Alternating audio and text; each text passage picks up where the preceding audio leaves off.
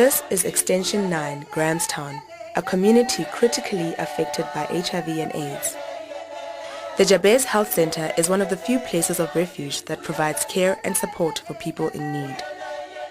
ARV treatment boosts what is known as a patient's CD4 count level, making them stronger and healthier. A CD4 count of below 200 would make a patient eligible to receive a government disability grant with their free ARVs. A CD4 count of above 200 would result in the loss of this grant and in many cases the loss of a much needed source of income.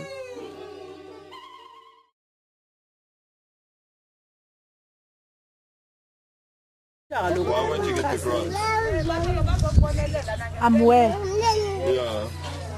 My CD4 count is up. So if your CD4 count's up and we don't give it. Sandile Zondani, an outspoken activist and coordinator at the Jabez Health Center, fears that the system may be abused. People now start not taking their ARVs because they think, they know that they want to keep getting their disability grant, and they start not to taking their ARVs in a proper way. In that way, they default on ARVs. This opinion has been shared by Yolisa Ngele, an activist who has been living with the virus for many years.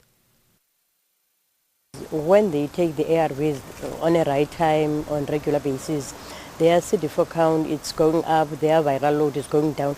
Now people just deny to take the ARVs on a right time or on regular basis because they don't want their CD4 count to go up and the viral load go down. So they know that the government will take their grant off. So it's the main reason why they don't want to take the ARVs. But while we heard about numerous instances of defaulting, we struggled to find anyone willing to talk openly about the issue. You know anyone that is in the same position, but what they do sometimes is they stop taking the ARVs just so they can get the grant, you see? Yeah. Not yet, no. I didn't see anyone who doing that since. Okay, if he does take ARVs, does he ever on purpose then say, I'm too healthy, Yes, so I can't get the grant, so I must stop? yes.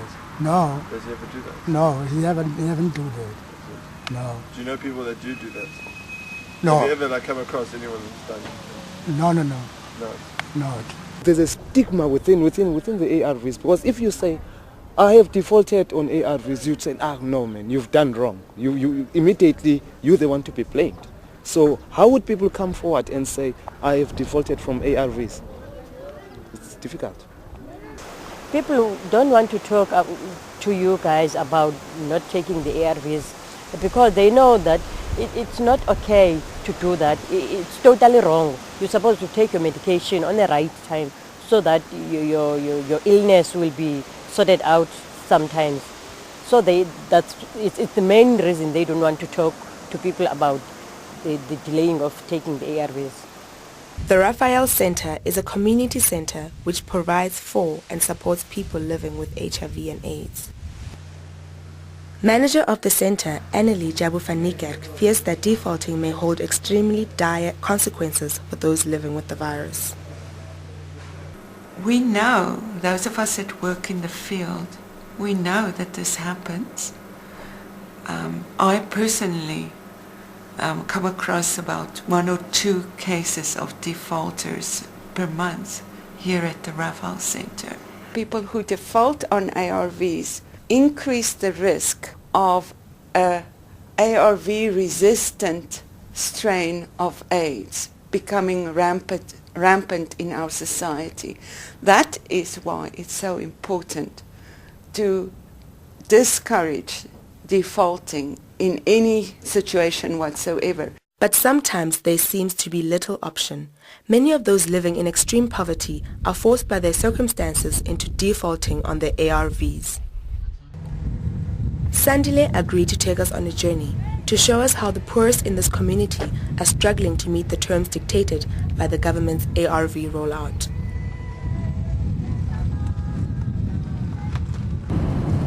Go straight.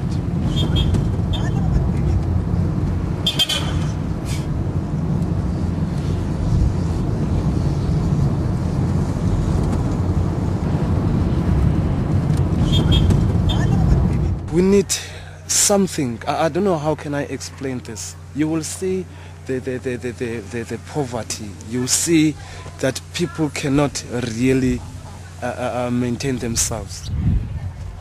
Those are our toilets. These are our toilets. These are our mud house. See?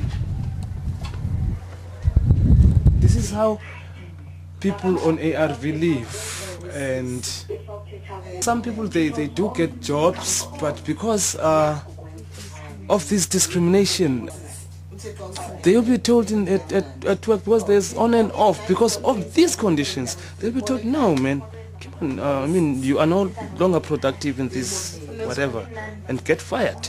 We are now going to meet my ex-girlfriend, whom her child is also on ARVs. He's also on ARVs.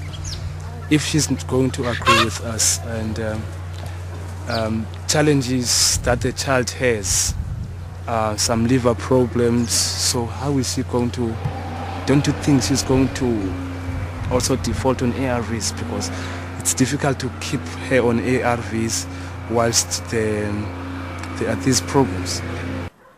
Ukuhlaziya ufuna ukujonga ukufuna ujonga into ba usaphila nalomuntu lilungile iright ke lonto le ndiyayivuma urhulumente bangayenza lonto leyo, but andiyiboni into bomuntu urhulumente noba makaxuthe abantu igrant ngenxa yeCD4 count yabo ingaphezulu. Abantu banobheya kuba kaloku abanye abantu abathatha intweni baxhomekeke kwa kule grant. I-grant ndiyifumene mna ndingekayenzi i-CD4 count, ngoba ndiye ndawuziva into yoba am HIV positive, ndazityisa amanzi ebhetri kuba ndizama into yoba ndifuna uzibulala, uyaqonda. So ke ngoku ndenzwa i-operation, noba ndenza i-operation zantathu, kwesithathu ndayenzela ikapa i-operation yesithathu. There's something that can be happen to those people who didn't get grant. Sometimes she can die. It's because of hungriness. A boy last year, he takes that ARVs and throw it in the toilet. And he said, I'm not going to eat ARVs without food. But the situation extends even further than poverty and hunger. Sandile tells us that administrative difficulties can also force people into defaulting. Now we are seeing one of the defaulters. She's also a client at Jabez, and her name is Notutu. She defaulted from the ARVs.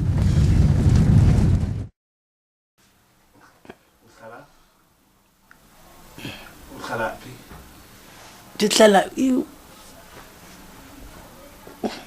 Okay, it's okay. Extension 1? Chipikane. Extension 9. Okay, extension 9. Notutu Mateni suffered a stroke and lives with HIV/AIDS. After missing a single ARV collection, she has been labeled a defaulter. She now has to struggle on without the help of her treatment.